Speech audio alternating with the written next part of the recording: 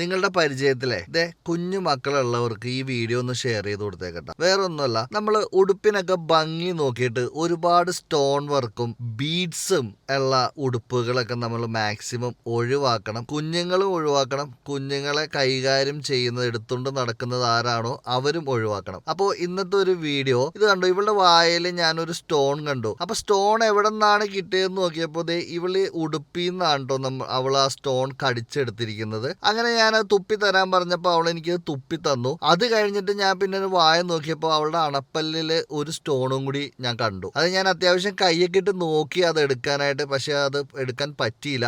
പിന്നെ ഒരുപാട് അവളെ വാ തുറക്കെന്ന് പറഞ്ഞു കഴിഞ്ഞപ്പോ പിന്നെ അവൾക്ക് ആകെ സങ്കടമായി, ദേഷ്യമായി, കരച്ചിലായി. പിന്നെ നമ്മൾ ആ പരിപാടി അവിടെ വെച്ച് നിർത്തി. ഈ ബീഡ്സിന്റെ കാര്യം പറഞ്ഞത് ഇതുപോലെ തന്നെ ഇവള് ഒരുപാട് ചെറുതായിരുന്നപ്പോ ഈ ബീഡ്സ് ഉള്ള ഒരു ചുരിദാർ ഇട്ടിട്ട് വൈഫ് ഇവളെ എടുത്തുകൊണ്ട് നടന്നിട്ട് ഇവളുടെ മേല് മൊത്തം സ്ക്രാച്ച് വീണ്. അത് ഇത്തിരി ദയനീയമായ കാഴ്ച തന്നെയായിരുന്നു. നമ്മൾ ഒരുപാട് ടെൻസ്ഡ് ആയി. അപ്പോൾ ഇത് രണ്ടും ഈ കുഞ്ഞു മക്കളുള്ളവർ ശ്രദ്ധിക്കുക.